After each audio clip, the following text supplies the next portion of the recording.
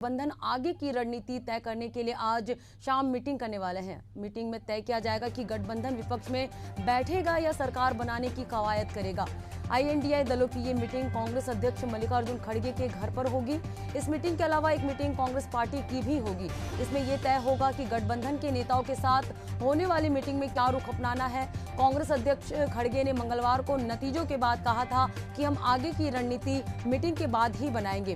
अगर पूरी स्ट्रेटेजी अभी बता दी तो मोदी जी होश गठबंधन की अहम बैठक होगी। हमारे साथ सहयोगी भोपाल से राकेश शर्मा और राजधानी रायपुर से लविंदर और दिल्ली से स्नेह कमल जुड़े हुए हैं। सबसे पहले हम बात करेंगे स्नेह कमल से दिल्ली से। आज स्नेह एनडीए की अहम बैठक होने जा रही है। बैठक में किस तरह की चर्चा होगी, किस तरह का मंथन होगा, आपसे पूरा अपडेट जानना चाहेंगे।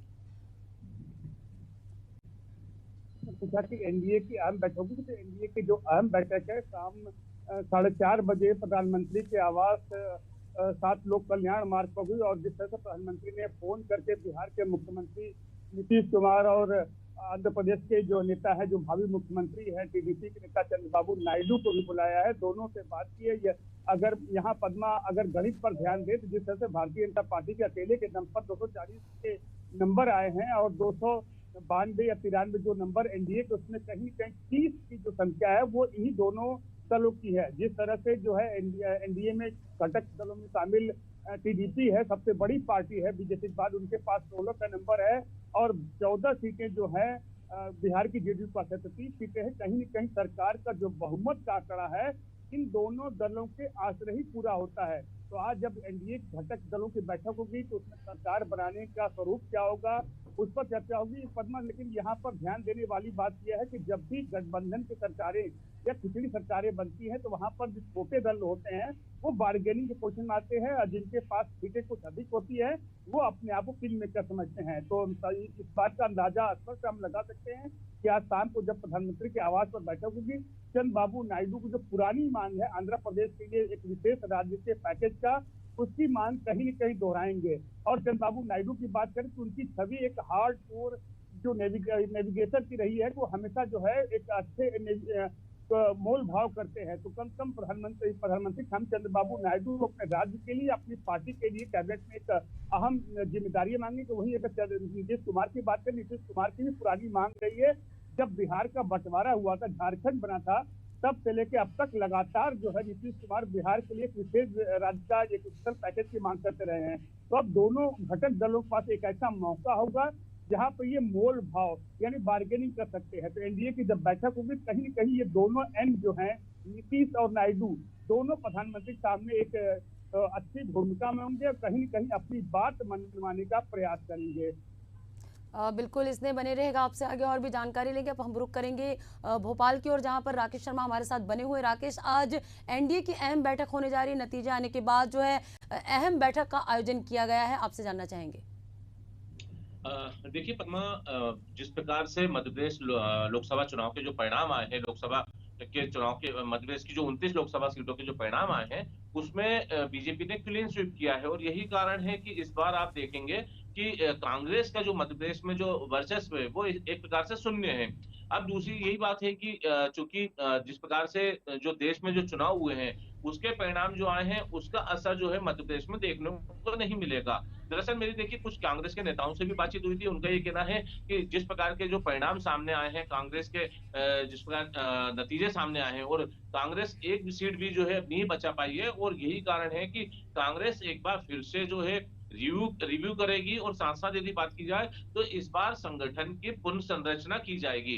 दरअसल देखिए लंबे समय से जो है मध्य प्रदेश में कांग्रेस अपने संगठन की पुनर्संरचना करने को लेकर जोर दे रहा है और तमाम जो कांग्रेस के बड़े नेता हैं वो इसको लेकर अपने विचार भी रख चुके हैं। लेकिन बावजूद इसके जो है चूंकि विधानसभा चुनाव लोकसभा चुनाव सिर पे है और उसी कारण से इसके पुनर्संरचना या पुनर्गठन को लेकर जो है कवायद नहीं हो पाई। अब दरअसल देखिए सभी जो है चुनाव से कांग्रेस के जो तमाम नेता फ्री हो चुके हैं और यही कारण है कि अब जो है आने वाले दिनों में आप देखेंगे कि मध्य प्रदेश कांग्रेस के जो तमाम जो नेता हैं जिनको जिम्मेदारी दी सकती है, जिन्होंने चुनाव में अच्छा काम किया था उनको बड़ी जिम्मेदारी दी सकती है। लेकिन वहीं जो नेता या जो कार्यकर्ता जो जिन्होंने चुनाव में काम नहीं किया या जिनकी भूमिका शून्य रही है उनको घर बैठा दिया जाएगा। दरअसल देखिए, अब जिस प्रकार से जो देश में जो रणनीति बन रही है, केंद्र में जो रणनीति बन रही है, उसका असर जो है मध्य प्रदेश में नहीं दिखाई देगा। लेकिन यदि हम बात करें दूसरे कारणों से, जीतने के सबसे जो बड़े कारण है, उसका कारण समझा जाए तो ये समझा जा सकता है कि सभी जो बड़े नेता हैं वो मोर्चे पर रहे, booth in charge, seat in charge, collector in charge और फिर चुनाव इंचार्ज, और इनके ऊपर जो है मुख्यमंत्री डॉक्टर मोहन यादव, बीजेपी के प्रदेश अध्यक्ष वीडी शर्मा, पूर्व सीएम शिवराज के साथ विधानसभा अध्यक्ष नरेंद्र सिंह तोमर भी चुनाव प्रचार में रहे।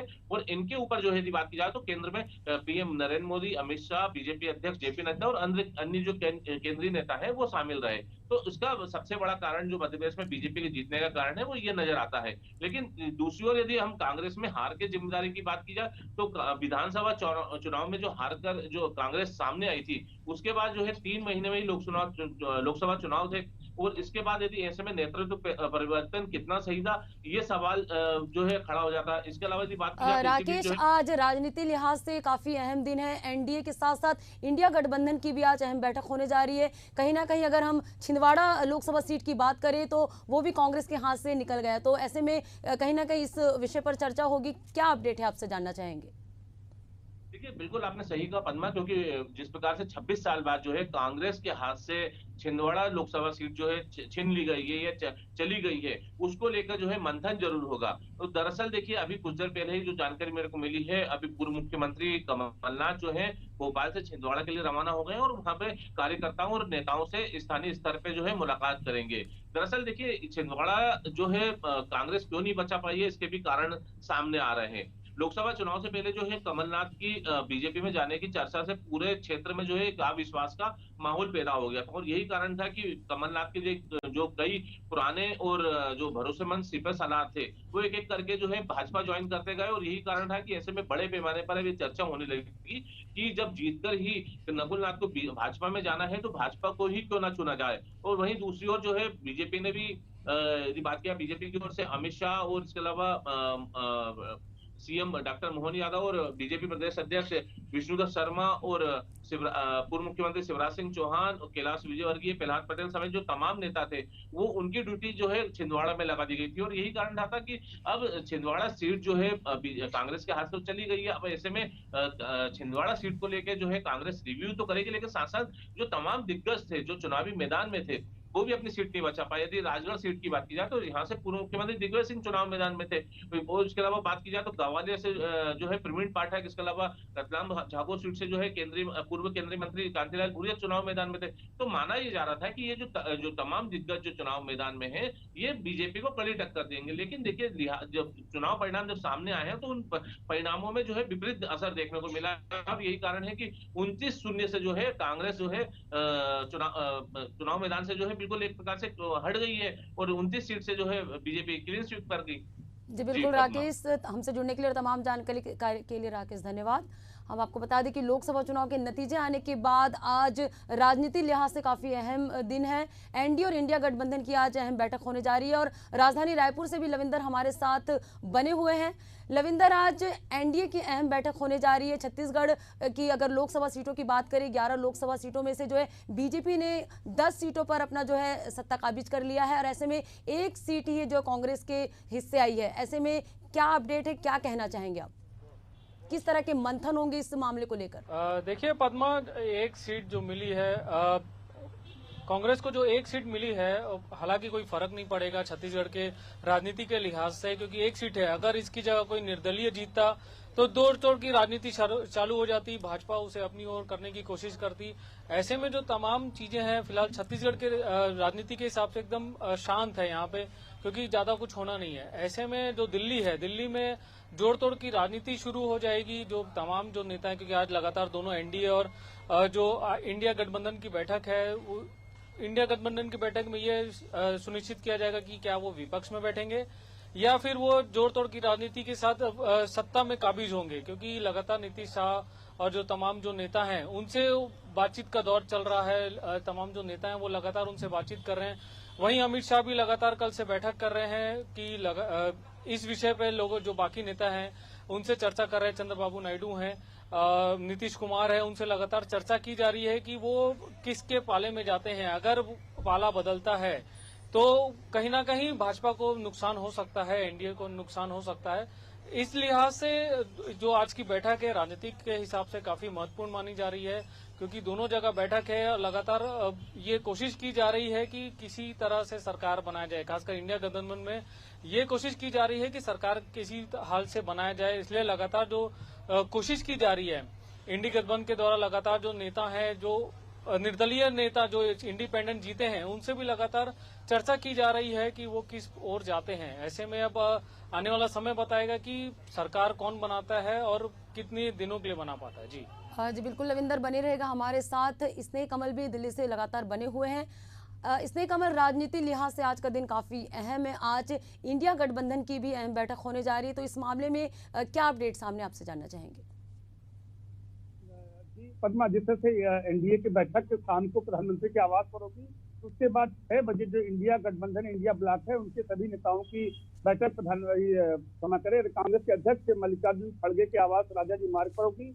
और जहां तक इस बैठक में शामिल होने बड़े नेताओं की बात आपने की, इसमें तमाम जो घटक दल के बड़े नेता हैं, शरद पवार और अपनी पुत्री सुप्रिया सुले के साथ जो है महाराष्ट्र दिल्ली रवाना हो चुके हैं, संभवतः दिल्ली पहुंच भी गए हैं।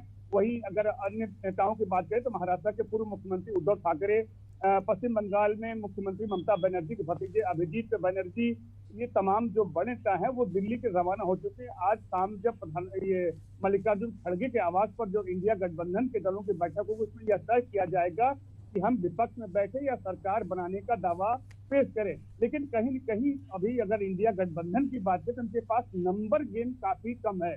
अपने दम पर उनके गठबंधन ने हासिल नहीं की है। अब इनकी निगाहें कहीं न कहीं एन चंद्रबाबू नायडू, नीतीश कुमार के फैसले पर होगी। लेकिन जहां तक चंद्रबाबू नायडू की बात है, नायडू ने कल ही जो है संवाददाता सम्मेलन में स्पष्ट कर दिया था कि हमारी जीत एनडीए की जीत है, हमने जो मिलकर चुनाव लड़ा था और ये इसका जनता को श्रेय देते हुए कहीं न कहीं प्रधानमंत्री को भी धन्यवाद दिया। तो हम कह सकते हैं कि नीतीश कुमार के आने की थोड़ी बहुत संभावना तो हो सकती है, लेकिन चंद्रबाबू नायडू की बात करें, नायडू के जो है इंडिया गठबंधन में जाने की संभावनाएं न के बराबर हैं।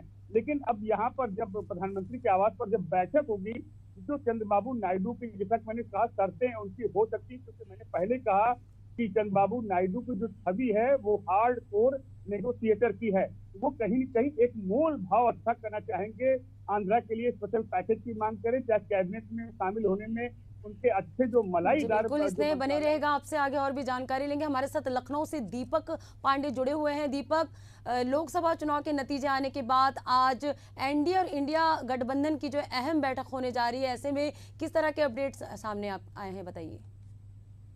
मुझे बता दो, कल ही 7 चरणों के मतदान हुए थे, इसके बाद परिणाम आ चुके हैं। कहीं ना कहीं परिणाम जो है, हालांकि सरकार तो भारतीय जनता पार्टी बना रही है, लेकिन जिस तरह से समाजवादी पार्टी और इंडिया अलायंस ने चुनाव लड़ा है, तो ये अपने आप में बेहद ही महत्वपूर्ण हो जाता है। और बता दें कि शाम 4 बजे जो समाजवादी पार्टी के राष्ट्रीय अध्यक्ष हैं अखिलेश यादव दिल्ली जाएंगे, और इनको सबसे बड़ी जिम्मेदारी ये मिली है कि चंद्रबाबू नायडू की बात करें या नीतीश कुमार जो बिहार के मुख्यमंत्री हैं, उनको कहीं ना कहीं अपने पाले में लाने की कवायद शुरू हो चुकी है। और इसीलिए इंडिया गठबंधन ने इस बार जिम्मेदारी अखिलेश यादव को दी है, क्योंकि अखिलेश यादव समाजवादी पार्टी के राष्ट्रीय अध्यक्ष हैं। और देखा भी गया कि उत्तर प्रदेश में जिस तरह से अखिलेश यादव यानी समाजवादी पार्टी का परफॉर्मेंस रहा, वो पहले से बहुत ज्यादा कहीं निकल कर आया। 5 सीटों से 38 सीटों पर आना अपने आप में बेहद ही लाजमी हो जाता है। यही कारण है कि समाजवादी पार्टी के राष्ट्रीय अध्यक्ष को इस बार इंडिया गठबंधन ने बड़ी जिम्मेदारी दी है और लगातार कवायद भी शुरू हो चुकी है। वहीं बात करें आज पार्टी कार्यालय पर, तो यहाँ पर राष्ट्रीय उपाध्यक्ष जो किरण नंदा है, उन्होंने साफ तौर से कहा है कि जो जनता का समर्थन मिला है उसका हम सम्मान करते हैं, और जनता ने हमें सरकार बनाने का मौका दिया, तो हम जोर कोशिश भी करेंगे कि सरकार किस तरह से बनाना है और इंडिया गठबंधन को जो वैश्विक मंच पर किस तरह